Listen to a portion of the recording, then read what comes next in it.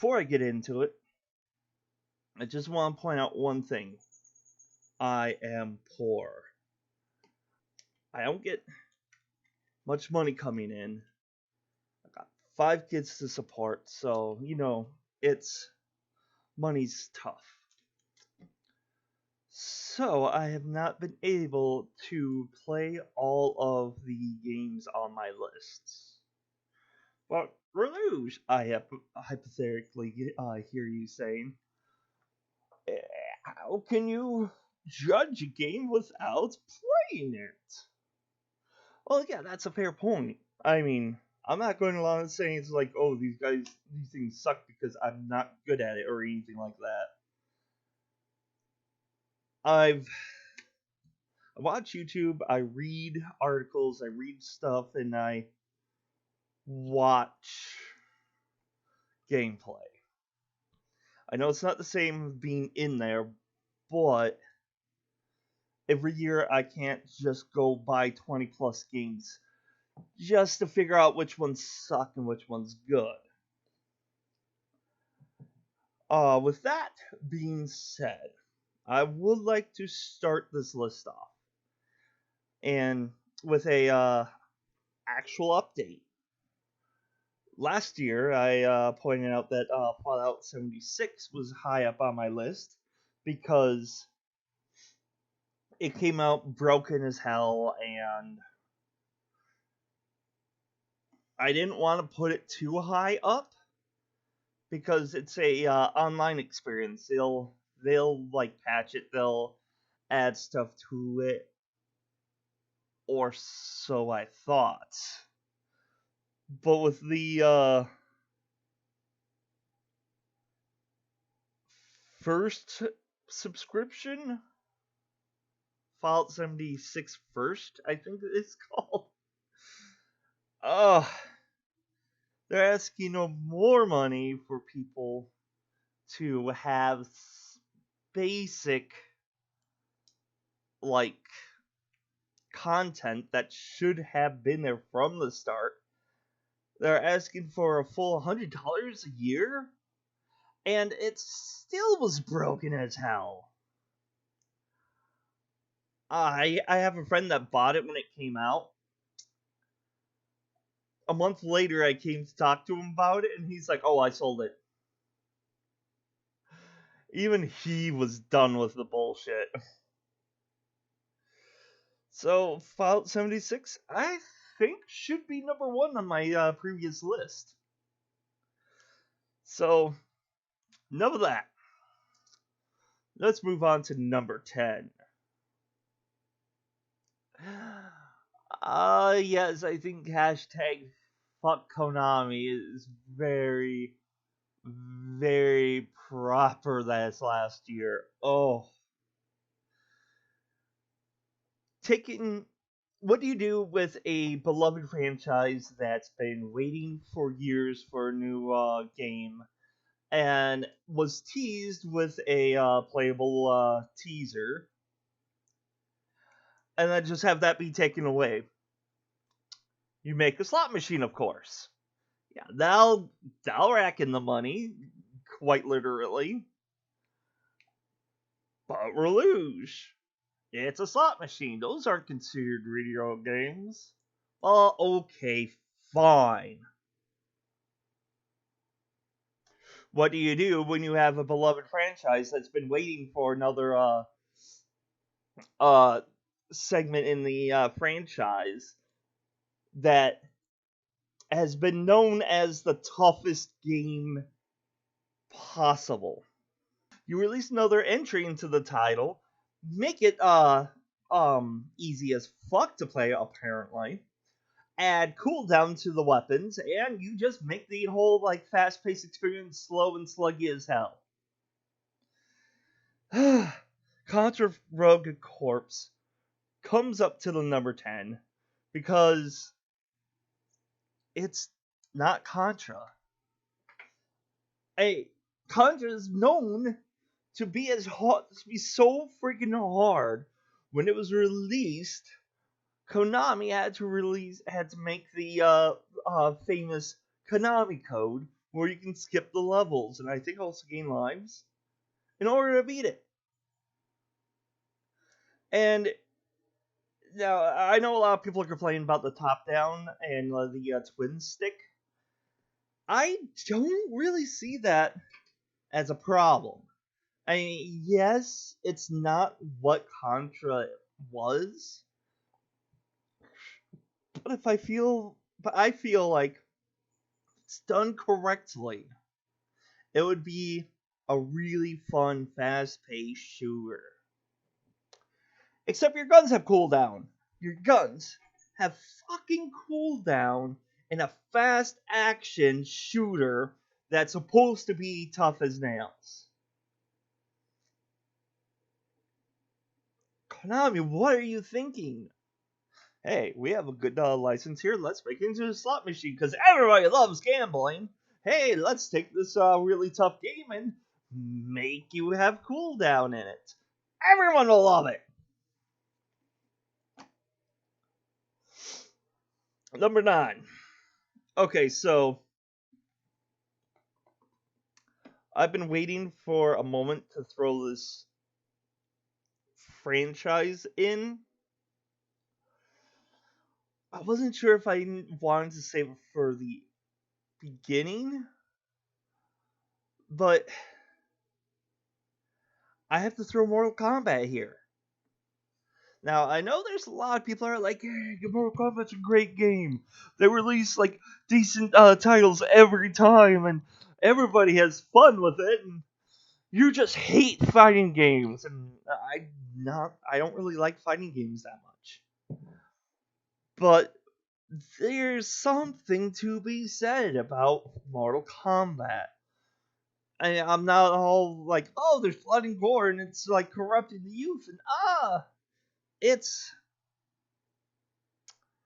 the fatalities. I feel in the later games, the fatalities have become the focus point. And now there's like the whole like breaking the bones when you're doing your power hits. And it like zooms in, you see it crashing through the bone, zooms out, zooms back in, shows you crashing through his spine, zooms out, zooms in, shows you crashing through his skull. Mercy. I feel that that's unnecessary. It's just gratuitous violence for gratuitous violence sake. I don't mind Mortal Kombat being bloody as fuck. Hell, it would make things interesting if a character runs over, rips off the other character's arm and throws it away, and that character has the arm gone for the rest of the battle. Instead of just like, crack, there goes your spine. Oh, I'm still good. I'm willing to fight.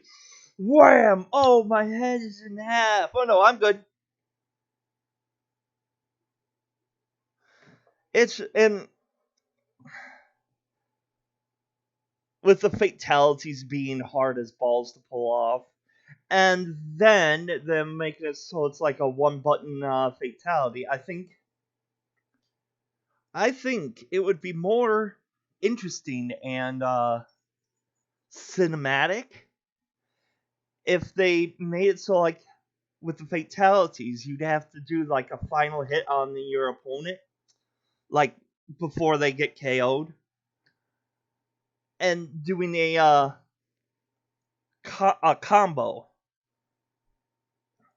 Like instead of just like you punching him and then he's like all dizzy and he goes, finish him. It the person's health gets like in the red or like very close. The announcer yells finish him so that you know that your opponent's close to death and you pull off one of your combos and he finishes him off with a fatality. I actually would like to see that. That would add a little bit more artistic flair, in my opinion.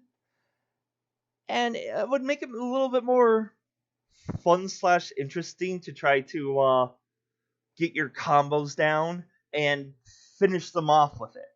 To see the fantastic fatalities. So that's why it's low on my list. Go ahead, argue why I'm wrong, and I probably am. This is biased right here. That's why it's only number 9. It's based on my own personal feelings and biasness towards the Mortal Kombat franchise. Number 8. What do you do when you have a very popular title that multiple people love to play together and have good old time? Throw it on the phone, charge money for popular characters, and pretend that you're playing against other people. Yeah, of course, I'm talking about Mario Kart Tour. What in the world was Nintendo thinking? For the longest time, Nintendo had stayed away from the microtransaction mobile game area. And they just jumped right into it, balls first. So awful and so horrible, and there's not much more I could say about this game. Number 7. I have 2! So, I tend to stray from putting any kind of like sport games on my list here. I don't like sports. I'm not the kind that's like, oh, sports are stupid. Only stupid people play sports. Because that's guilty by association, and I don't like doing that because there's a lot of intelligent people playing sports. There's a lot of intelligent people playing the sports games, and that's fine. I actually feel that sports is a necessary thing. However, both Madden 20 and WWE 2020 made the list for almost pretty much the same reasons. They were a buggy, glitchy mess when they released, and for both of them, I just have to say, have we forgotten how to program games? This is the kind of thing I expect to see on like the PS1, the N64, the Xbox, like the first Xbox. It's it's stuff that you expect with companies that don't know what they're doing. It's like, oh, hey, here's this indie developer, their first game. They had to buy assets because they don't know how to model properly, and they're just trying to throw together a game. And oh, look, it's a glitchy mess. But when you've made games for decades, and they're not niche games either, they're well known titles, and they completely fucked them up out of the gate. How How can you do that? This is why I say you can't release games every year. I think I mentioned this in my last video. Scott Cawthon had seen that with the Ultimate Custom Night. It was good. It was okay. It wasn't anything spectacular like Sister Location was. It was like rinse and repeat. And he knew that. But and then like Freddy VR, even though it was like more of like a HD version of the first 3 games, or was it 4? Did it have? If it had or if it had Five Nights at Freddy's 4 on that, that would be awesome. I haven't been able to play it. No VR. So anyway, and Activision with Skylanders every year releasing a new one. More than half those games felt like a expansion than a full game. The first one, of course, was a full game. I feel like Superchargers felt like a full game. and Imaginators felt like a full game. The others were more like expansions. So, it's just broken, glitchy mess. Apparently it's fine now. It's fine now.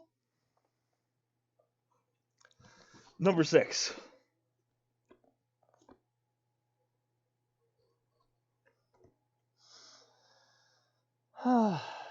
So, it finally happened.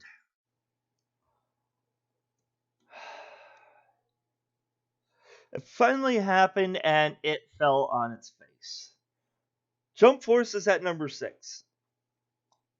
Now, I'm giving this the benefit of the doubt because it sounds like an awesome idea. Take a bunch of characters from Shonen Jump, throw them together in a fighting game, and it should be gold.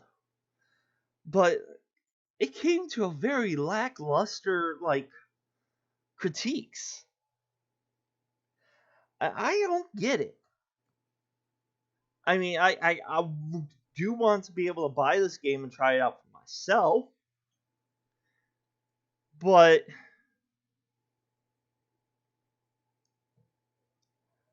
the main complaint I've heard and read was that each character does not seem like their own character. And how do you mess that up in a fighting game? Even with Soul Calibur. Each person has their own weapon. It almost was the same. Almost. But with their own weapons and fighting style, to me, it did feel like each person had their own style. And you got people in here that have different type of moves, like Kiba from Yu-Gi-Oh! How is he similar to fighting Goku? And again, this is only here because of hearsay. So, in the future, I might redo this list. I might just be like, hey, while playing Jump Force, hey, this is no longer slot 6, this is. But until then, it's on slot 6. North America. What's he doing? What is anybody staring at? The eyes are just going wherever. I feel like Goku is always rocking or moving in some way. He's got ADD, man. He really does. He needs some high grade and stuff. His scowl is... Glover, oh god. Yes. Told you. Glover reminds me of a Dragon Ball Online character. Yes. Yeah.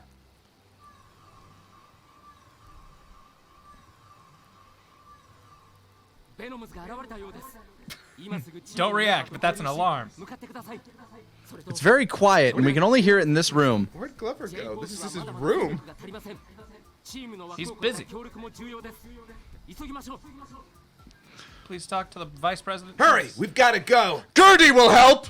Hurdy D. Gertie! You're the only one who can save us now. Gertie will do! Retweet for Gertie! Gertie.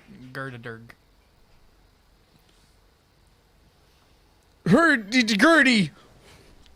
Away! Ah! I love how everyone agrees on the boat. Now, before I get to number 5, I didn't feel right putting this in any number, but it needs to be on this list. I guess it's 5.5. But Prodigy Tactics is dead. It's still there. The game is still there for $20. Everybody that has backed it, that's put money into it, is not going to see that money back. I think I'm going to be doing a full video on this. But I'm calling it right now. 6/8/2020. That game is officially dead. And it's sad because the way it stands, it's okay. It has the longest tutorial session I've ever seen in a game. I'm still at the beginning of it. I know the basics, but apparently there's a lot more to it. And once you have to spend hours and hours and hours of gameplay learning how to play the damn game, you might want to tone it back.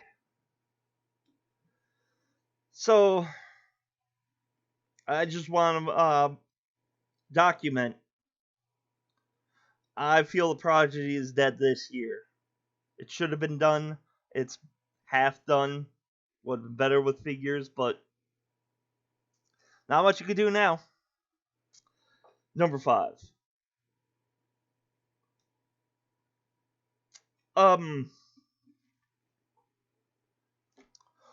What's Crackdown 3?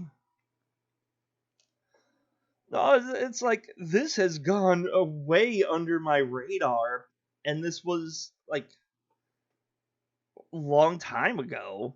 People were excited about this. It finally came out last year, and apparently resounding crickets? It's just chalked down to a game that promised too much.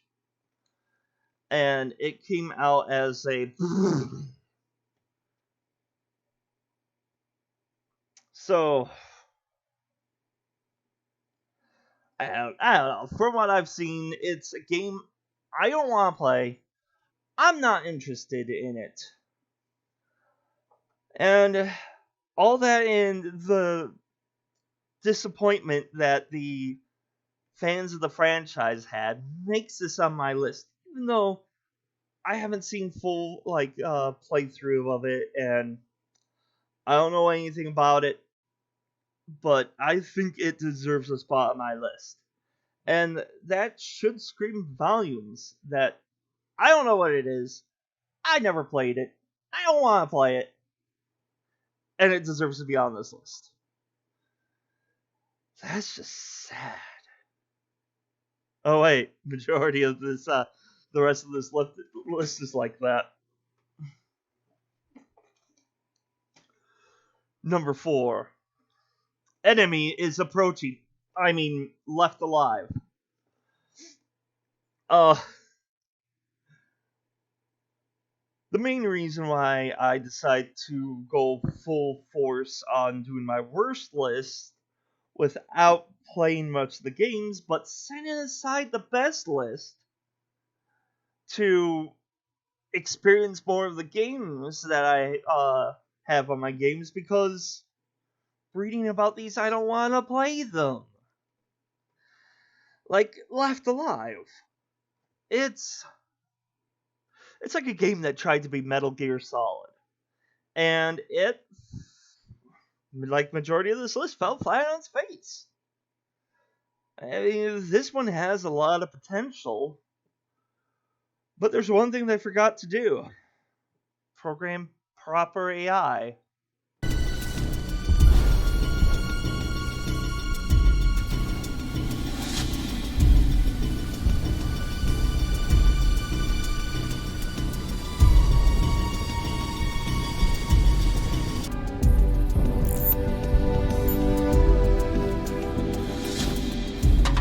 What the?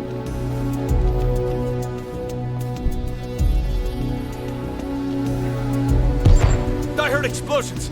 On my way to check it out now.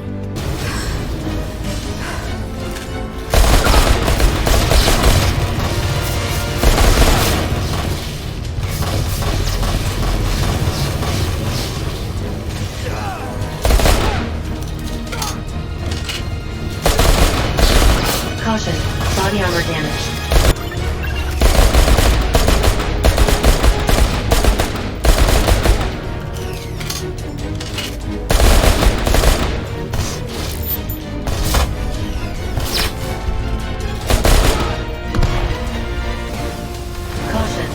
enemy is approaching.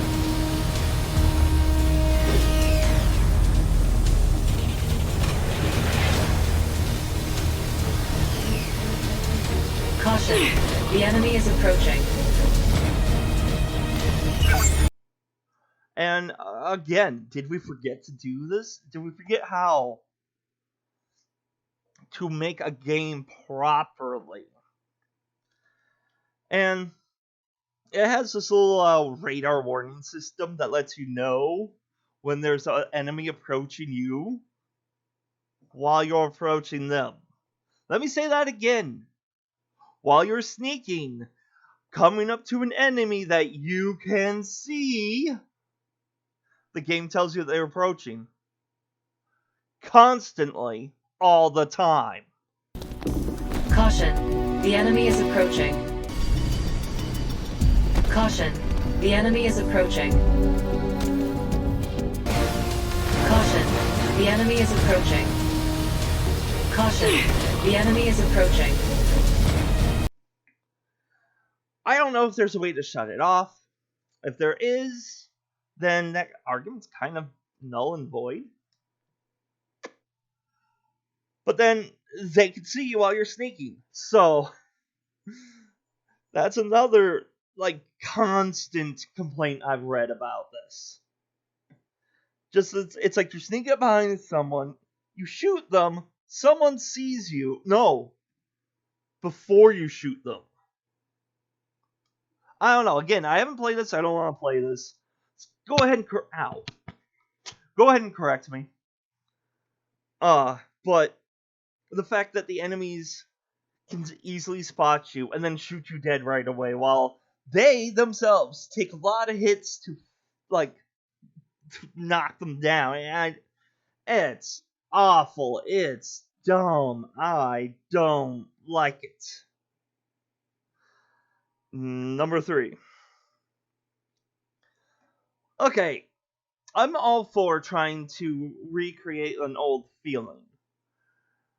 There's plenty of games out there that's done the old bit art, the old cartoon graphics, very, very well done, very well. I don't know what Eternity: The Last Unicorn tried to do. They claim it was trying to imitate the early model look and play feel, but it was more of trying to recreate a old snowman that you build as a child, that you're like, oh, look how I did this. This is I did it like this, and I packed snow in there, and then I put some water on there, put some more snow, and then let it freeze so the ice does an extra foundation for it. I don't know what that was. And then while you're trying to tell your friend about this, and they can't imagine, it'd be like, okay, let me show you how it's done, and then try to build it out of mud. That's what this game feels like. Now, I've actually watched some playthrough of this. It looks like if you polished it a little bit more, it could be a good game. I've heard people talking about how it has tank controls. I think one complaint was the fact that the camera kept shooting around like that does in Resident Evil. Resident Evil made that work. Well, to a point. It still confuses people. It confused me when I first played it. But if you're going to have a fixed camera system and tank controls, those two go together. I mean, if you're walking forward, you want to walk down the hallway. It shows you walking forward, and then suddenly it shoots off, showing you in a diagonal, and the camera shoots behind you, and you're walking forward. If you continue holding forward, your character's going to continue walking forward. Once you get that in your head, the controls are fine. But Eternity screwed it up, apparently. The graphics don't necessarily strike a feeling for me. It's like they tried to make old models look good, and it just wind up looking muddy. If you want to try to recreate the old style of 3D modeling, look at Tomb Raider, look at Quake, look at EverQuest. Those were done well for that time. They looked like believable characters. Look at the fighting scenes in Final Fantasy VII. Not their overworld in small sequences. Potion arms. Number 2.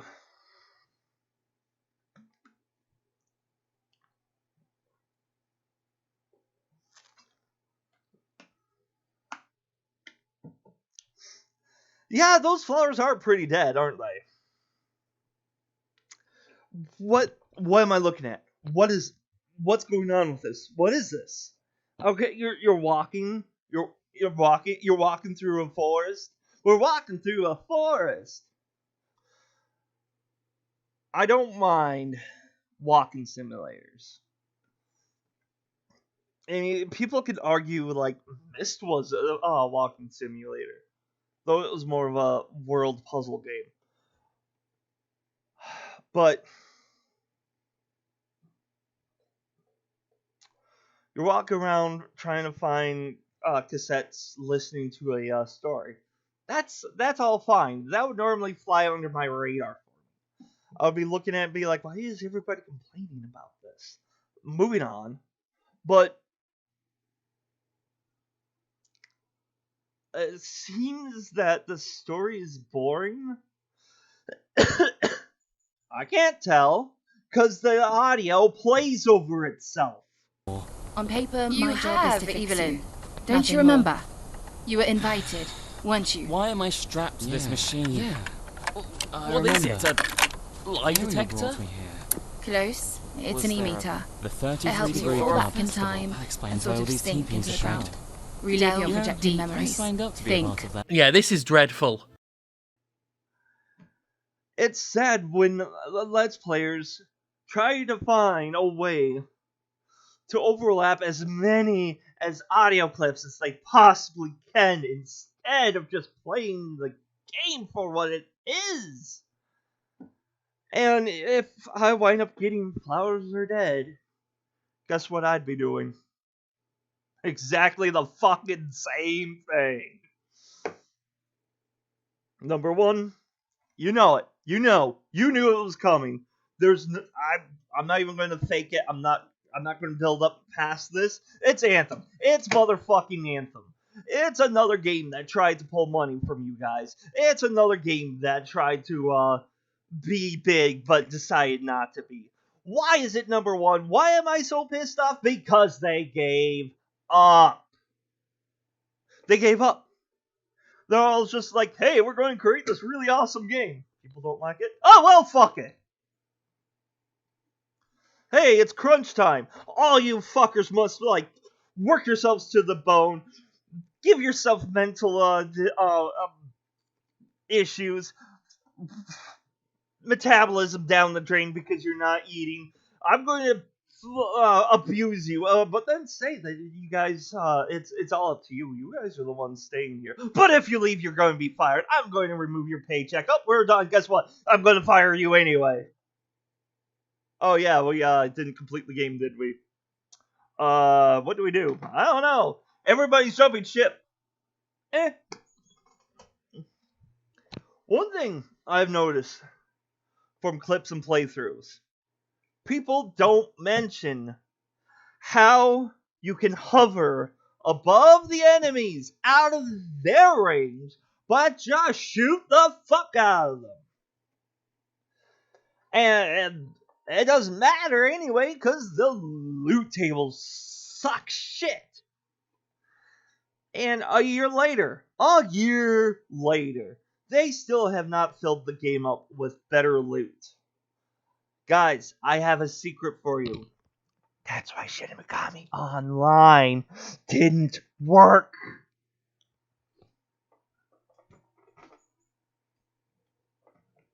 So, this is my list. Of course, there was other games I could look at. But I feel, even though I have not played a huge chunk of this list, I feel that I don't need to. And that's why this list stands as it is. I don't need to play these games to know they suck. I do not need to spend $60, $40 to buy a game that I know is gonna suck just to review it and have, almost basically say the same thing. I'd rather buy a game that I would like, play it, experience it, and then gush about how good the game is and all the points that it hit to make it so damn good. That's why I think my best 2019 might take a while to come out. It took a while for this. COVID, learning how to tutor 5 kids. I really did not have time to scrape up money to buy one of these games to try to figure out if it's going to be a good game or not. These are just all left disappointing. In fact, the only 2 that I would actually like to play to see for myself how bad it is. 3, actually. Flowers Are Dead, Eternity, Last Unicorn, and Jump Force. I'm not paying full price for them. So,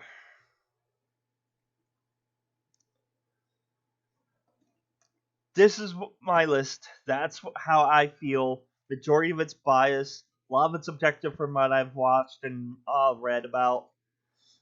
Go ahead and call me a lazy reviewer, because you'd probably be right. But these games are